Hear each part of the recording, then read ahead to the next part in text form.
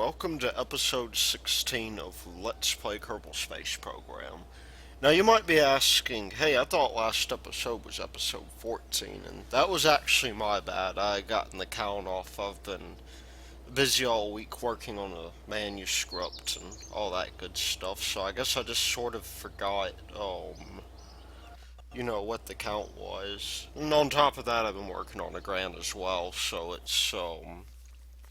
I've been pretty busy doing a bunch of writing.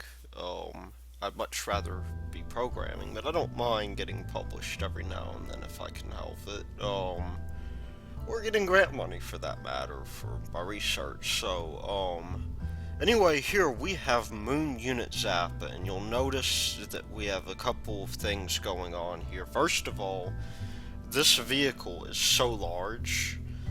110 tons it is, in fact, that I had pretty much decided that we needed an even bigger rocket for this. So we have this Turin 5X launch stack. And I also decided at this time I was going to start thinking about expanding our fuel. So here we have another cool thing. We have a docking adapter for us to attach our fuel tanks, and so we can have 5 of these tanks instead of just the one, and that's going to be important when we do kethane. Another thing that's going to be important is actually getting the kerbinauts down to the surface of the moon.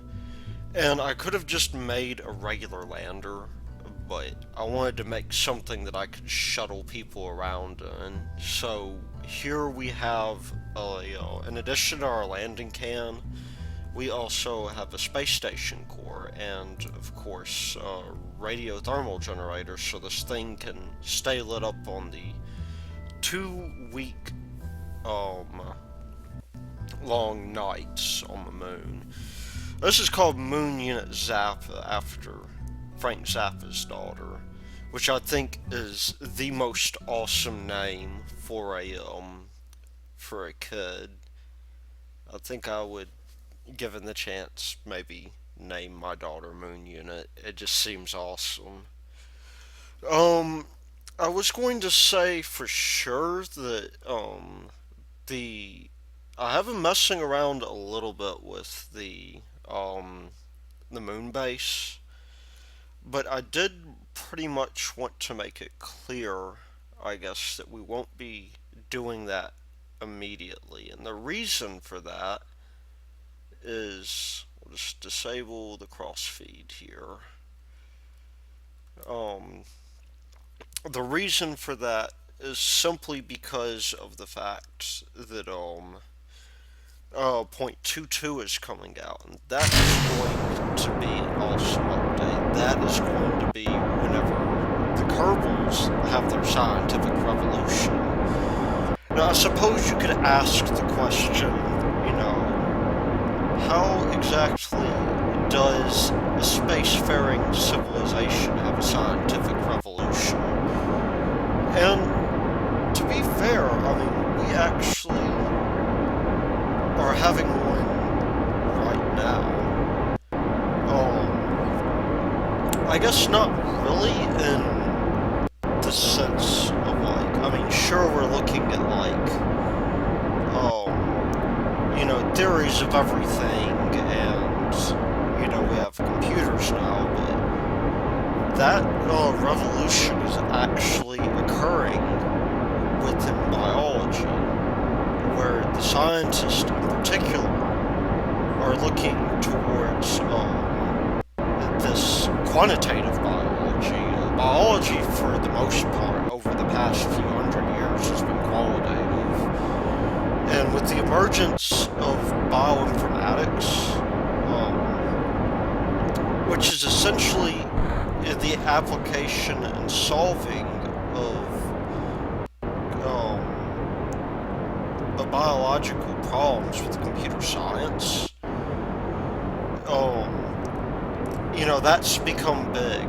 It's was almost a decade ago. In fact, I think it's been a little bit more than a decade that we sequenced the human genome. And, now we're looking at, moving beyond that a little bit. I mean, the human genome itself has revealed a lot of interesting things, about the way that, we think genes work. Because it's...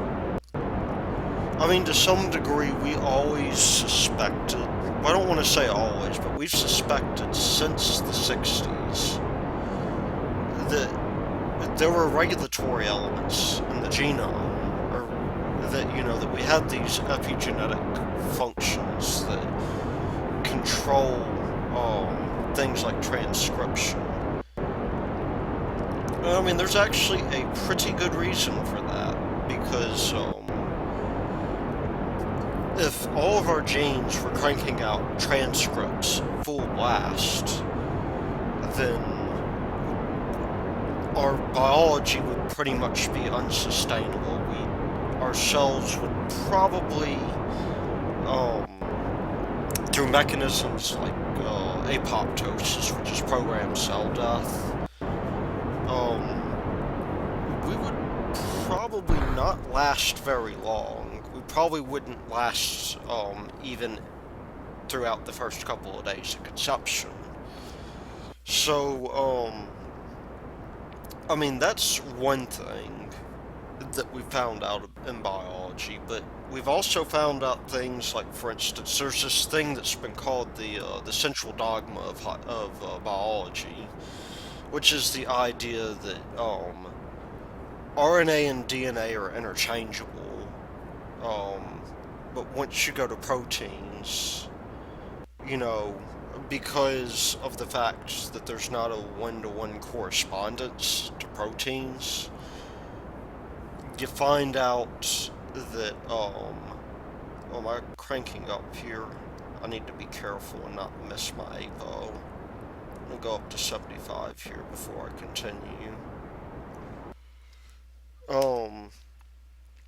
But yeah, anyway, you find that, the central dogma doesn't quite hold like we thought it used to, because it turns out that we have this epigenetic influence on transcript production called whoa, that's a little bit too much. Let's not go out that far. 81 versus 75. Can we do better than that?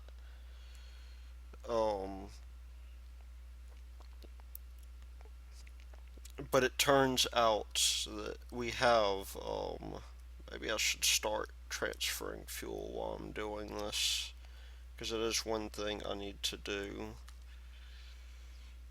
before we run out. Out and out. We don't have much time. I hope I make it in time. Out. In. No, out. And out. We will miss this burn very slightly, because I'm not fast enough, but one of the things that we found out about the genome is that one gene, that is one DNA sequence, can encode many transcripts through splicing. I mean, you have these introns that are largely cut out, and they're sometimes cut out by the spliceosome, which includes potentially catalytic RNA, or it might include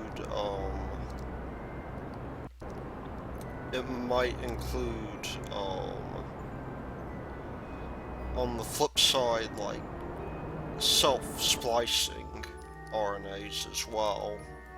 Let's see, 86 versus 76. It'll have to do for now. It's, I don't know, we can bring that down just a hair, I think. There'd be no harm in doing so. But anyway, the deal is, of course, that, we have these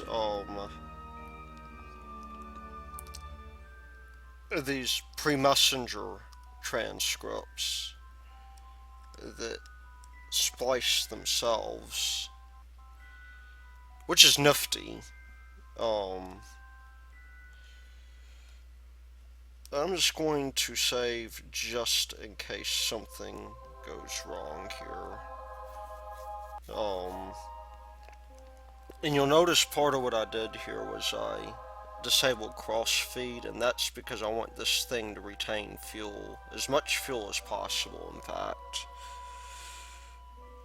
Let's go ahead and get ourselves out, and maybe under as well.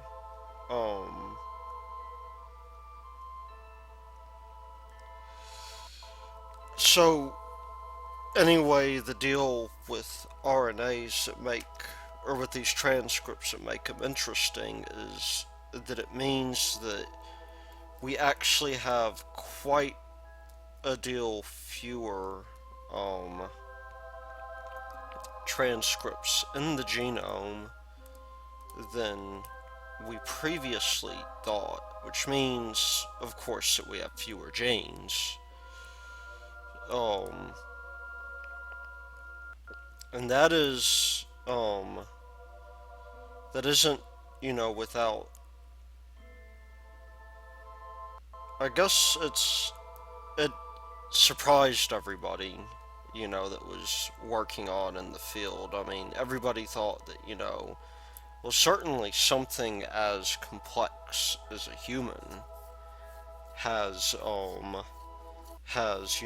tons of genes. And I mean, in comparison, we do, but not as many as, oddly enough, most plants.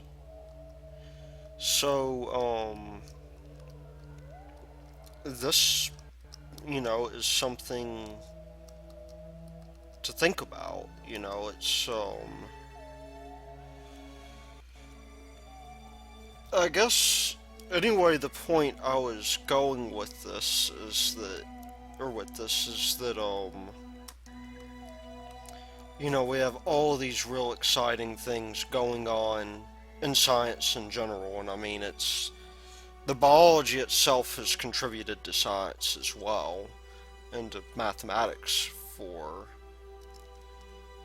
that, I guess for that matter.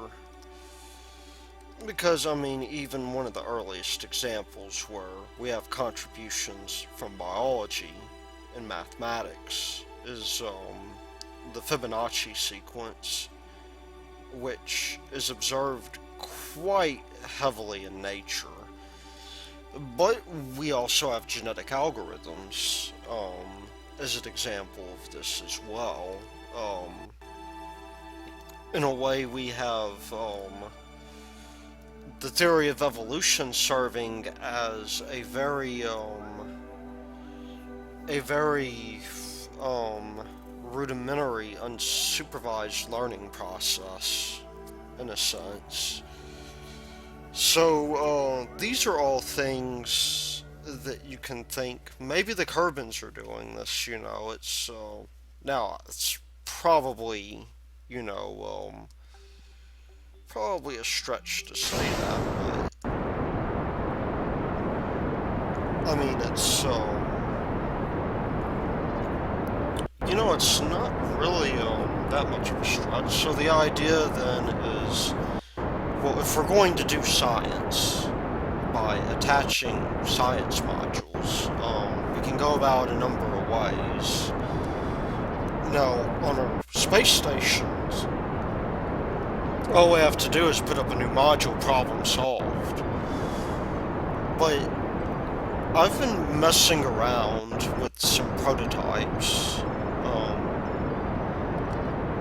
with this episode, and those prototypes have led me to believe that a modular base is quite possible, but the tolerances are much tighter than they are in space because you have to contend with gravity.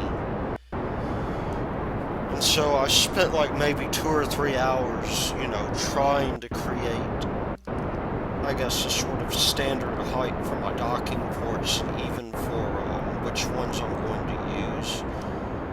I'm not going to be able to use the big ones, it looks like, for this because they are just too finicky, it seems. While the medium ones, are just fine. So how we do on our orbit?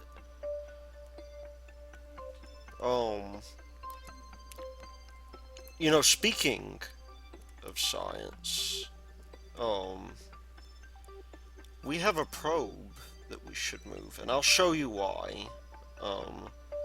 Let's just switch over to KDU real quick, if I can get there. As I want to select that. This is one of the bad things about not having a laptop. Or having a laptop but no mouse on it. I usually have to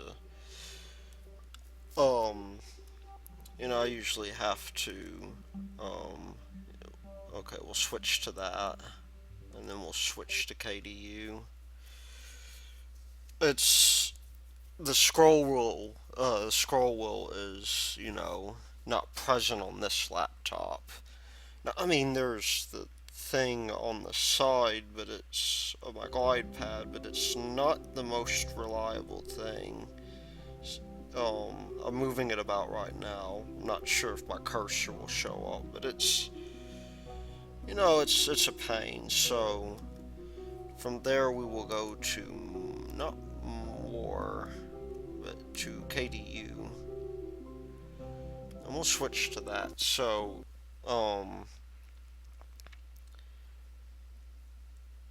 one of the first things I'm going to do, because this will annoy the ever-loving piss out of us if I don't do this. Oh, I've already disabled it. Cool.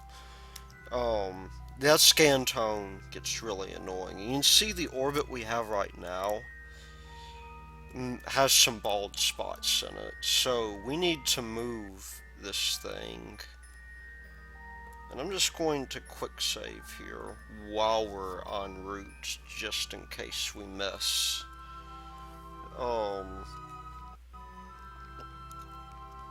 And of course we have no reference, so what are we going to use for our reference? We are going to use, not here after much struggle nor more, we're going to use mole. And it looks like the only way I can do that is by going to space stations, set as target, and then switching back to my probes. So we missed our descending node by quite a bit, but that's okay. We have a little bit of time before we have to work this out. So let's start by bringing this out some. We have, I think, about 2 meters or so per second of delta V, or 2 kilometers. I could be entirely wrong about that, but let's see, what is that? 149 and, oh, that is too low. 149 and 156. Can we do any better? We have 181. I am going to incline this just a little bit more. What do we have here? Descending node 189, 193, and this is 172. We will bring this down just a shade. 146.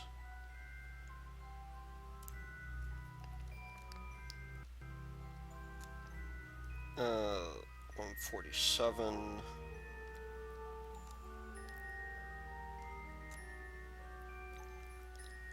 One of these things is decreasing, and I do not like it one bit. 149 versus 146. I don't think we're quite on that descending node, and this is where it would be nice to 146 versus 149. That needs to come out just a little bit more. 149, 159. This is... That maybe is something we can correct.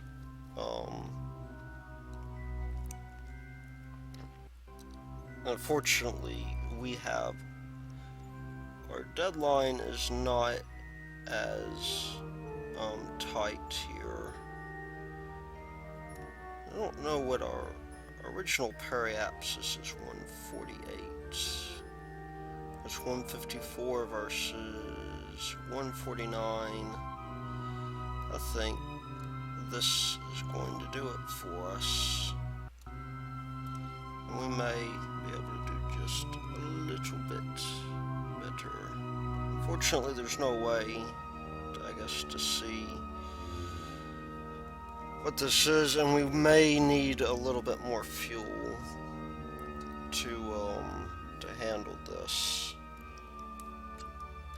I'm just gonna turn off our, I'm gonna turn off our instruments here. And we have several minutes to get into position, so one thing I can tell you about this is that this looks like it'll take a really long time. You'd be surprised.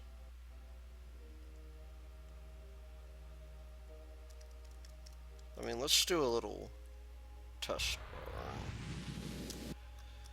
Yeah, I mean, see, we're already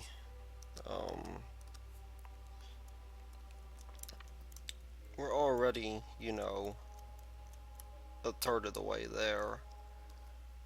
It's gonna take 2 seconds, it looks like.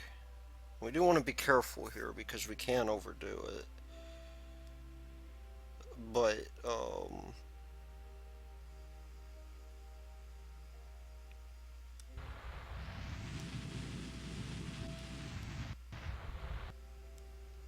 yeah, see, we probably overdid it already. Although, let's see, 150, 148, 144 versus 164. So, yeah, I mean, that's not quite going to work for us. We don't have much in the way of delta V here, do we?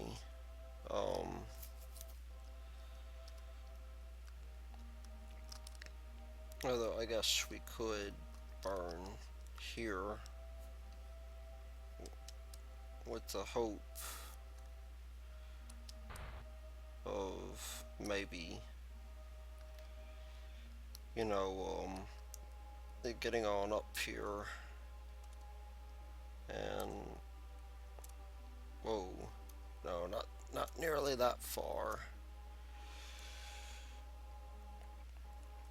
Maybe bringing this down just a shade. 130, 137, 142. We have 153, 144.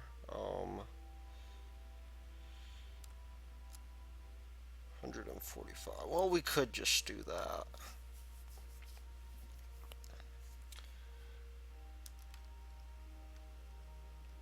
But we have very little fuel left to affect this change. And it's going to be difficult for sure. So we've spent about an hour in game time trying to make this happen.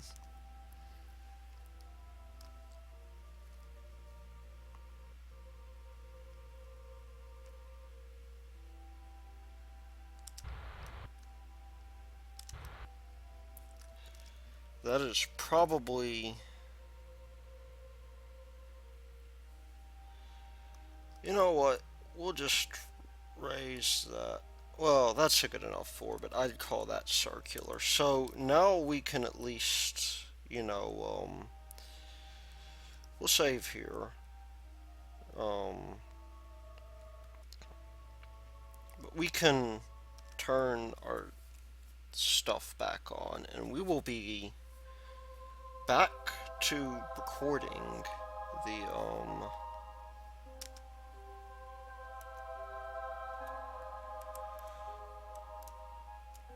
is there any reason why this can't come out?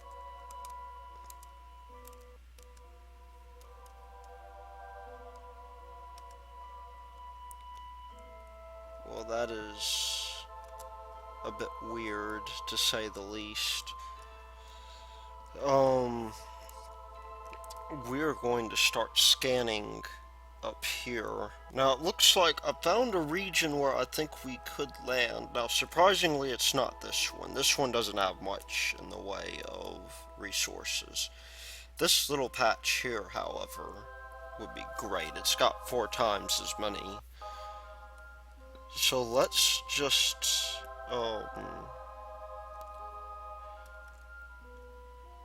let's switch to this target. We still, as I believe, have quite a little bit to get here before we intercept this thing. That, again, that's deceptive. One thing we do want to make sure of is that before we leave that we are in a good orientation.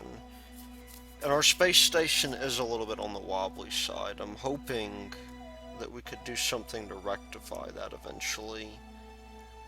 But until then, we will undock and work on getting back home. So let's just do that.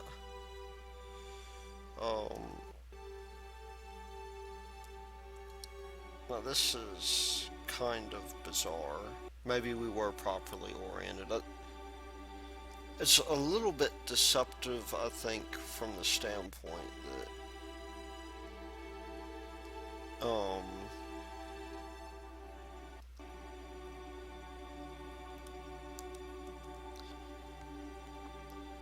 if we control from here, then we are properly oriented.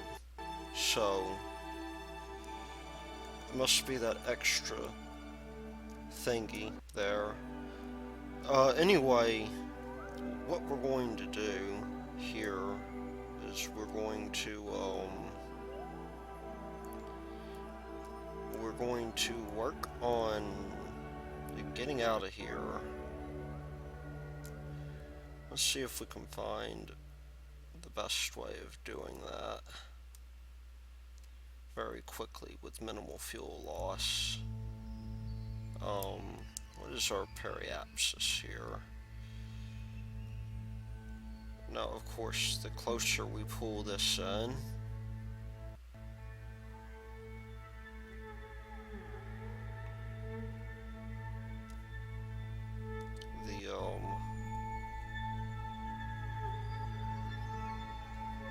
the further away we are. And can we affect much change otherwise here? I believe the answer to that to be no. We don't really want to strand ourselves like I did last time. That was a bit on the embarrassing side. And so, we do have, as you can see, plenty of monopropellant fuel. Is a bit of a luxury that we may run out of during intercept.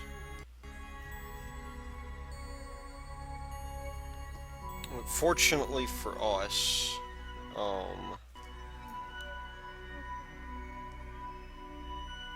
that may not be as much of a problem for us. So what we'll do is we'll bring up Delta V helper. We're gonna have about 900 left after this, so we need to be careful for sure.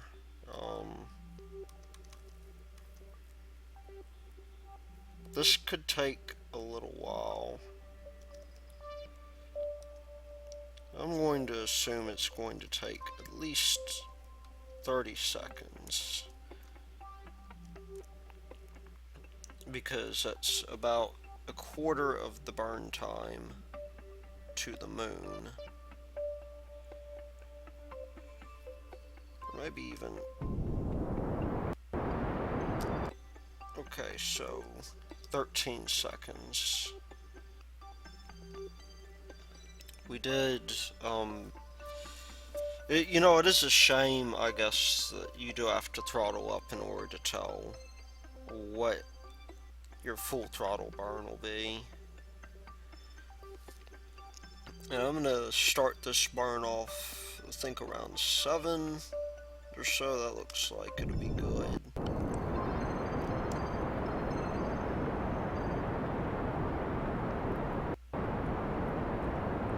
And you know, it doesn't really have to be perfect. It just has to,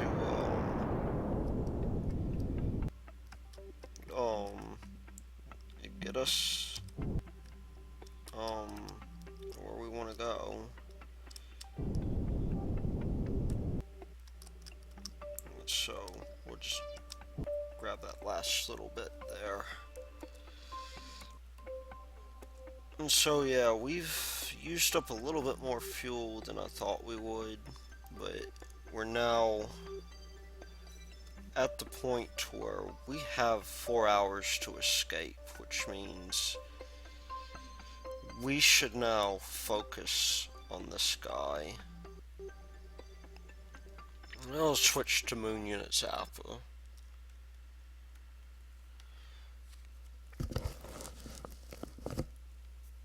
And this guy does have plenty of fuel. In fact, we could have conceivably donated some fuel from this guy, but you know, he needs to land. So let's see, we have 2 hours 6 minutes. We'll just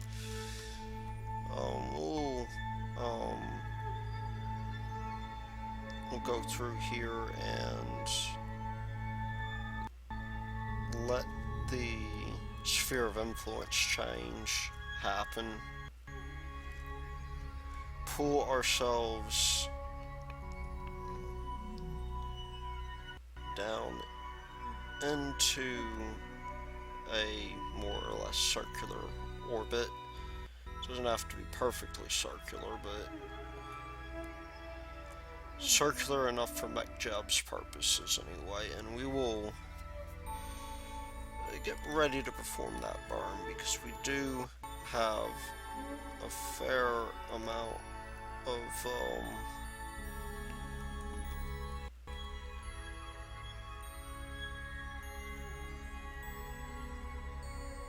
we do have a fair amount of burning to do, so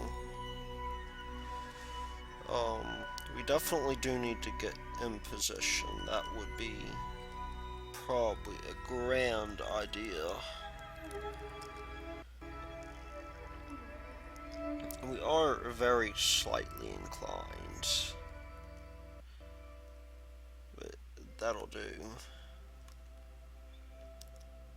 So, given that our orbit is so great, okay, so we have 25 seconds for which we need to burn.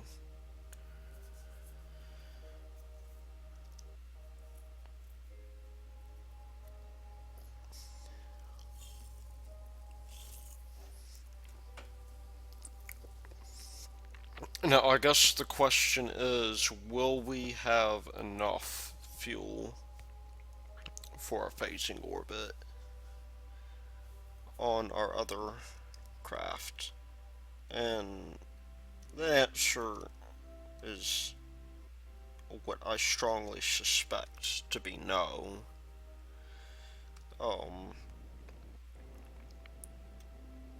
I mean, we have, you know, we do have a fair amount of fuel on that craft, but it depends on how aggressively we fly it. Because if we fly it too aggressively, we will lose more fuel than we bargained for. And we'll just bring this guy down.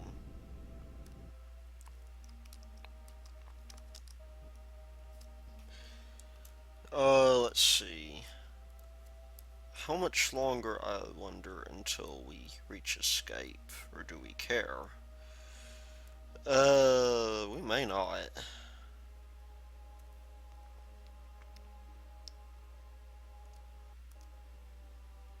But for the sake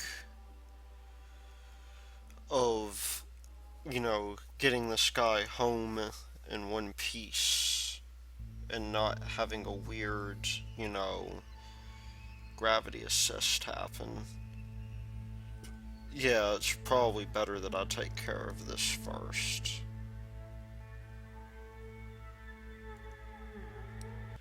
So we are now in Kerbin influence, which means that we should do what we can to, I guess, to, bring this down as much as we can. So, the question is, how small is too small? Well, let's think about this. We have, on the one hand, this barn here that will mean that if we bring it down to 1,000,000 meters, we will be burning a substantial amount of fuel. You know, on the other hand, we do, you know, get the overth effect on our side. I'd say, if we bring this thing down to 425, a little bit to spare, we might be able to get home. Although, this is what we could do. Why don't we just have Mech Jeb sorted out? That way, Mech Jeb will probably pick the optimal route for us. So let's just, well, maybe not optimal. I mean, it's going to waste a bit of fuel.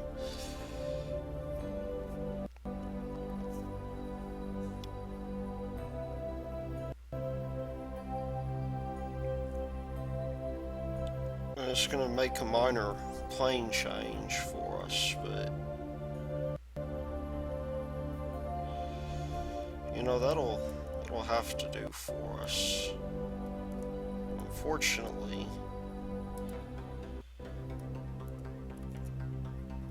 there we go. Oh, I guess that's a new plane.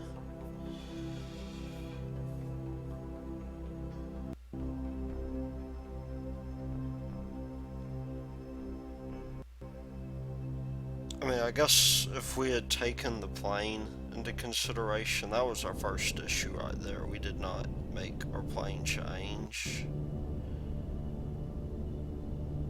Well, we could have. See, it's already doing a much better job than us by circularizing.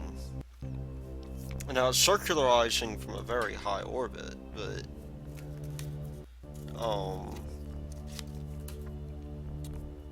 you know, that'll have to do.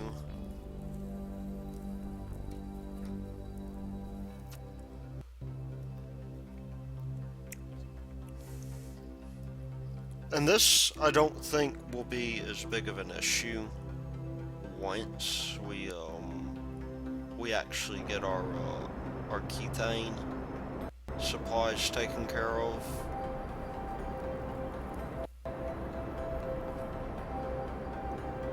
I mean, it's just waiting for that, I guess, because,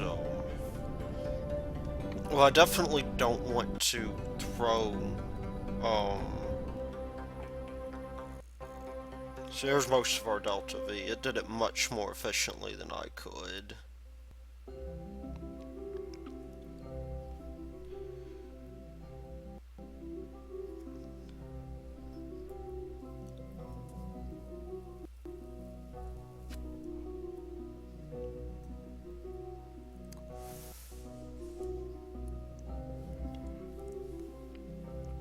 Well, that's not to say that I couldn't have done that by hand, but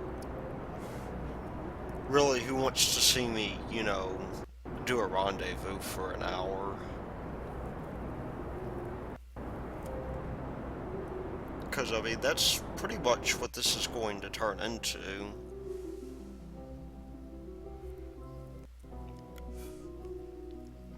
Now, fortunately for us,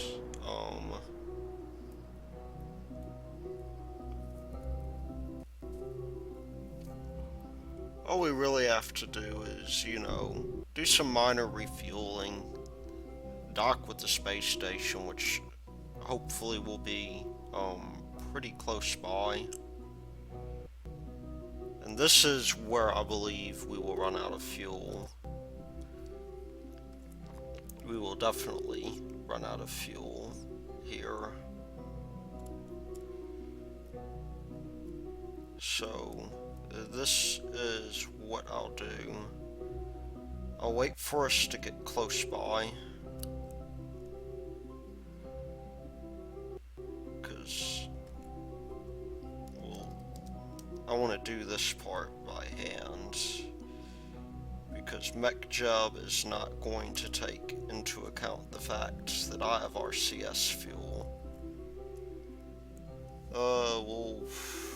We'll start by, first of all, killing our fuel, or our, you know, not our fuel, but our,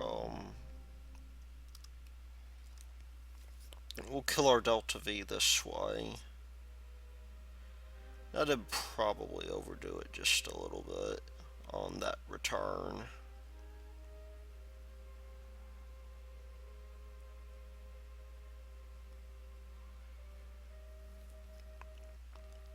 But I'm going to start bringing this down just a little bit.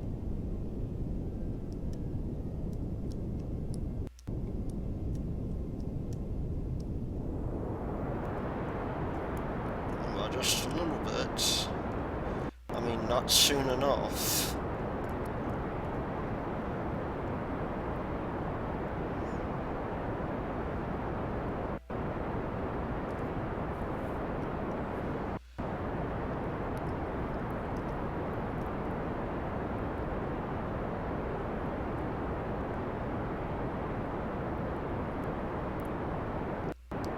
We have plenty of monopropellant here.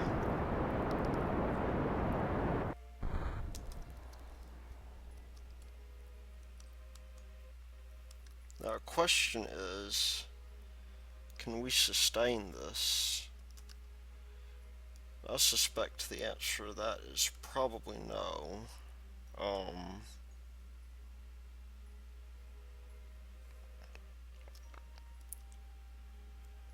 Do we get another shot at this? Yes, we do.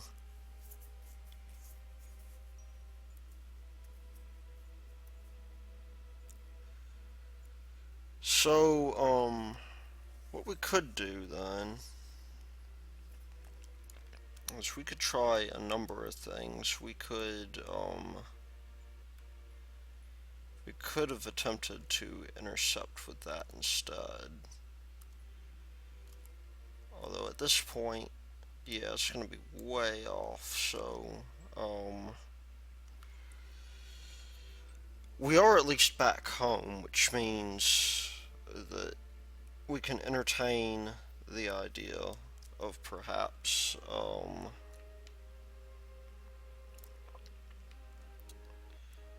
maybe,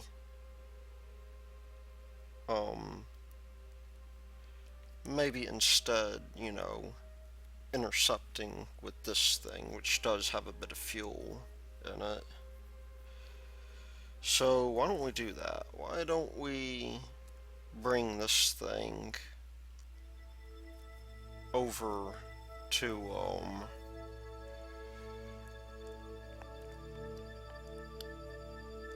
over here to the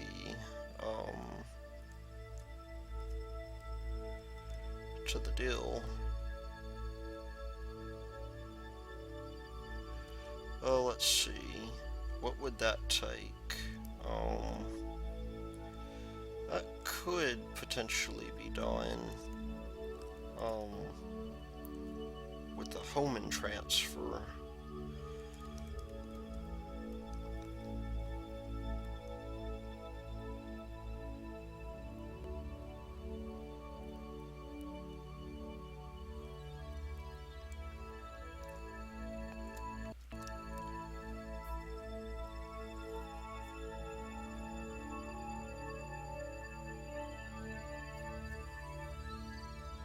And I'm hoping maybe that up here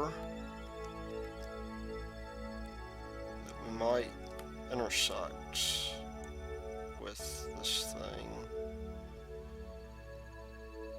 at some point. So let's try that. Let's set this as a target.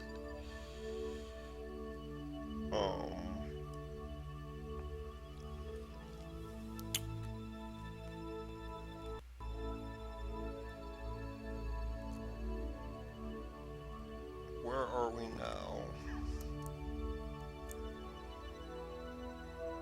Is this us right here? Yeah, it is. So what we'll do instead is we will, you know, we'll wait for this guy to get pretty close.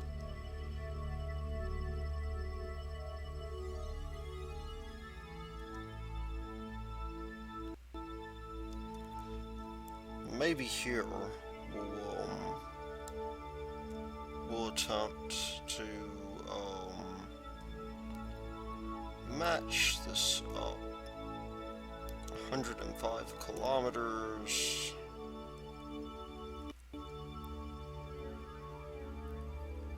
197 kilometers. I don't think we're going to be able to do much better than what we had. If we switch it around, 205. Let's slow this guy down so we can 190. This is us right here. 183. What if we pull this in just a little bit? 189.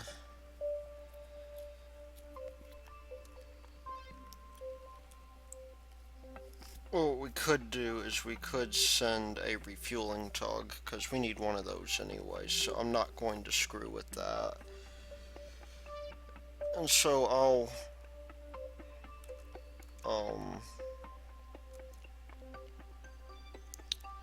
I might just screw with this off-screen some. Although we'll switch to this, get our orbit down to a reasonable. Although we do need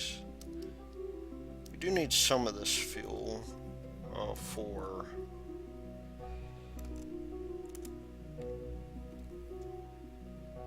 Let's see what we can get with 46 meters per second. I'm just gonna leave it the way it is. We'll send up a refueling vehicle to dock with it. And I'll probably do that off screen. And we'll work from there. Anyway, let's now move back to our other big concern, which is Moon Unit Zappa. So we'll switch to Moon Unit Zappa.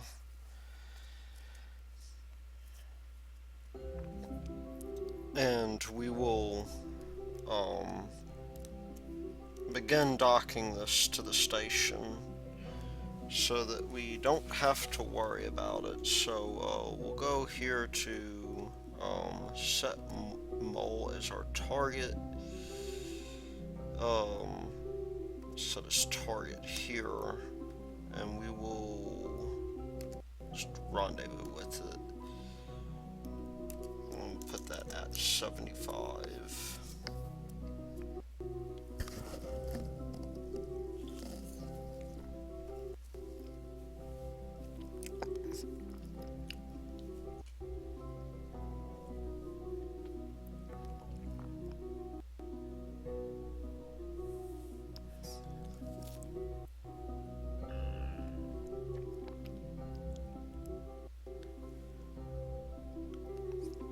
And I'm thinking what I'll do is when I have that tug up, or not that tug, but that refueling vehicle, I'll just leave it up.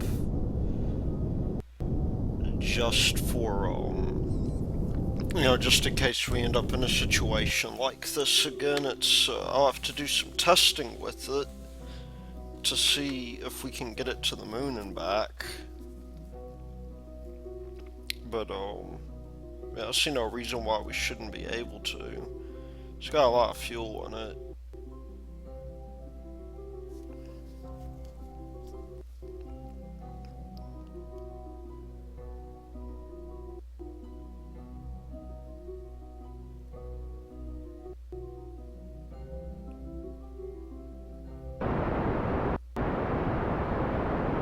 But with that having been said, we do want to be a little careful here, for sure.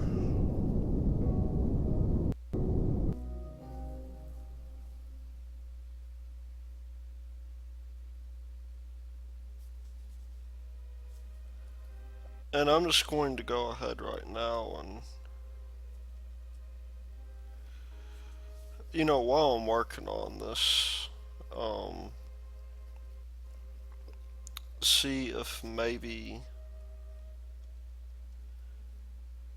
when this comes down, I'll release our docking clamp.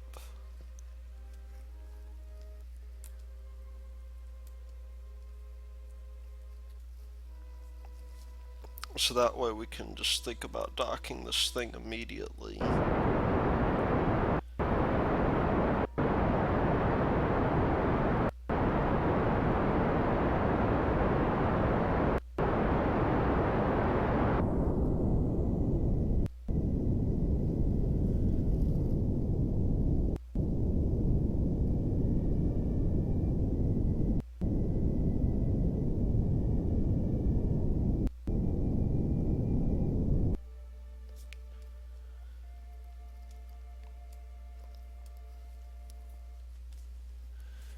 Now, I think what I'm going to do with this guy is I'm going to put him up maybe on the top, one of the top docking clamps, and that'll work well for us.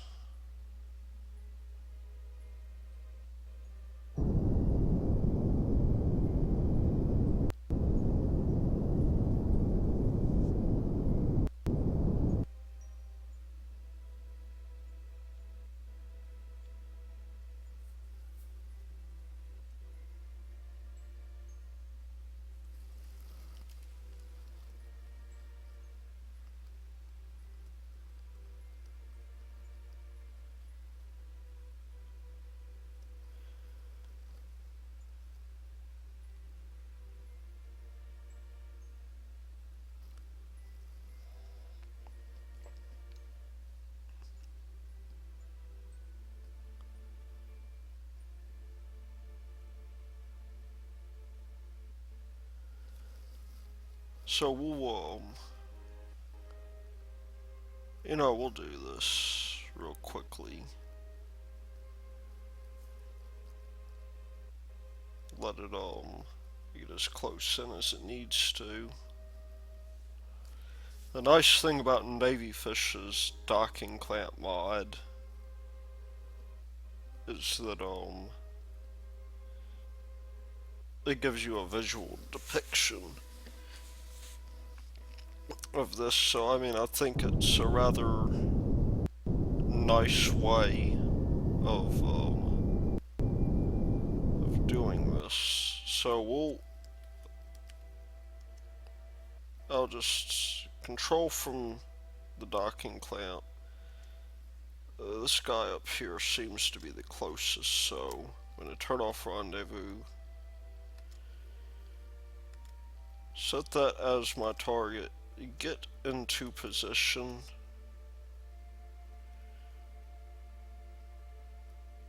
Make sure that this thing is not moving.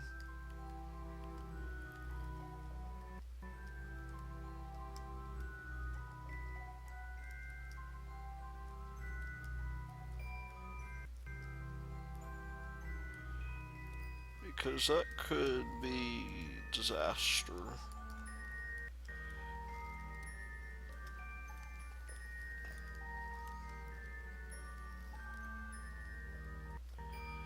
And maybe while I'm at it, I should, it's not strictly necessary that I do this, but, maybe I should align as well.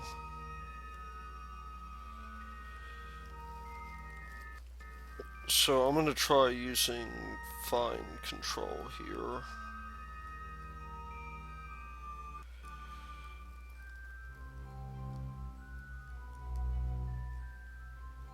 Something tells me that I have uneven distribution.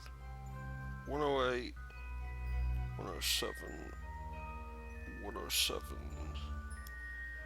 and 107.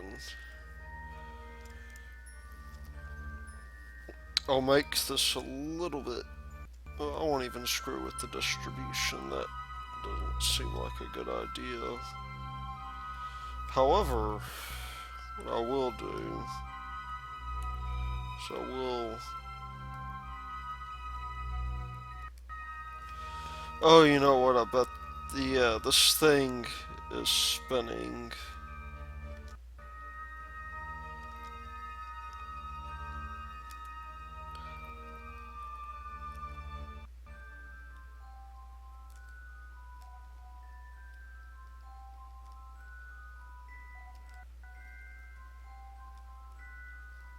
And why it's spinning is a little bit beyond me.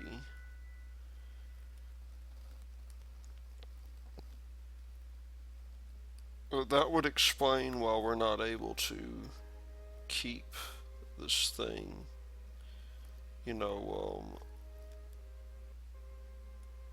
keep this thing readily upright. Maybe something that we will have to deal with.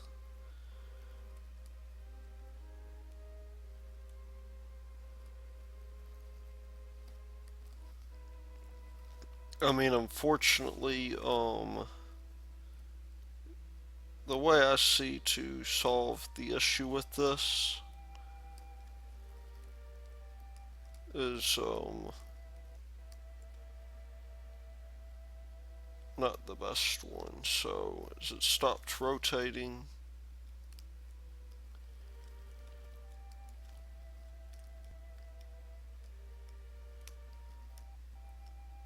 my guess is yes. So we'll just, now we can get ourselves into position here, which I'm thinking this means that this is a better target for us now. Um,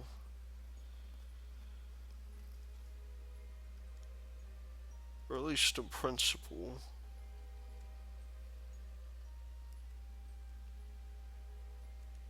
There we go.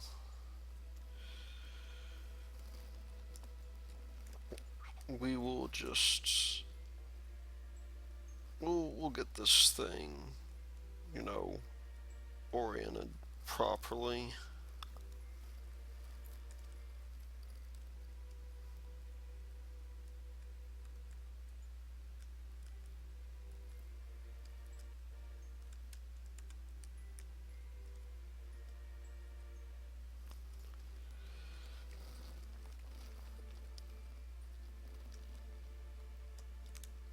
Whoa.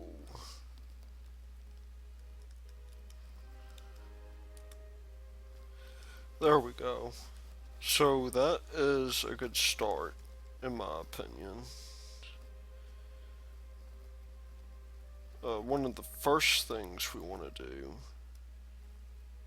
is move backwards. I think that would probably be good for us just to get above this line here. And also, it would be nice if we got ourselves a head start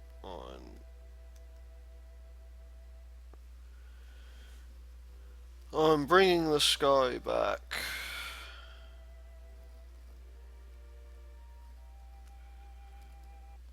At least, you know, over here.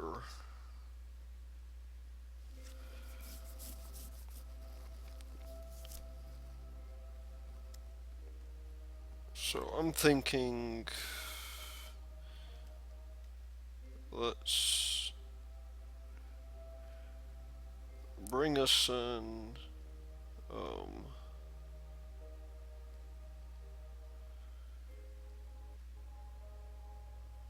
or bring in our,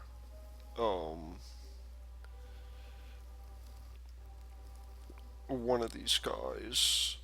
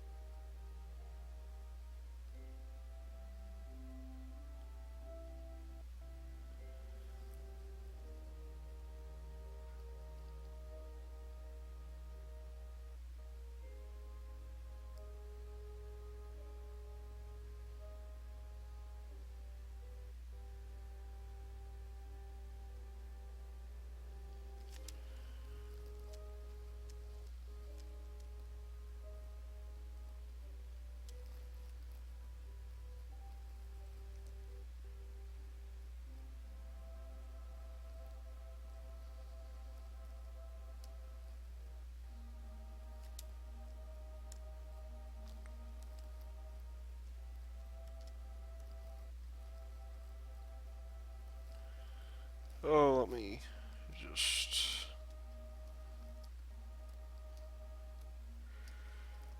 bring this down just a little bit. And we've overdone it.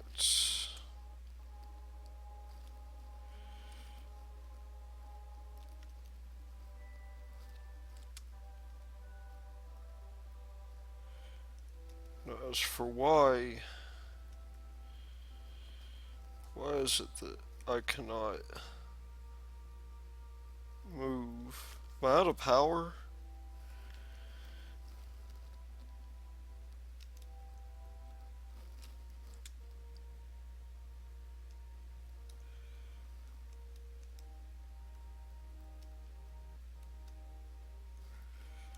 It's just, for now, null out our velocity and get ourselves lined up.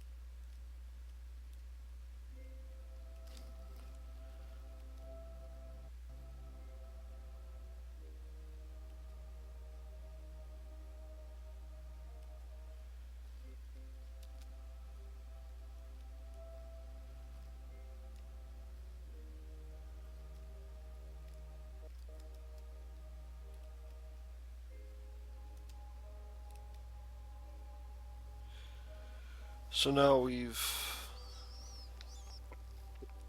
we're pretty close to this, I reckon.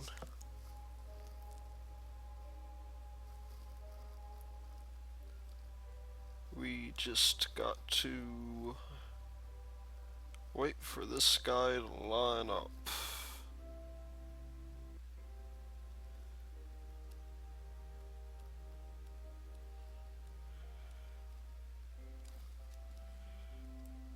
And while we're at it, we'll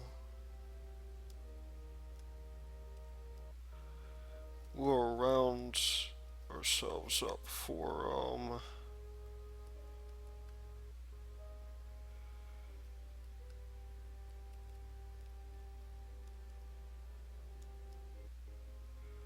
docking.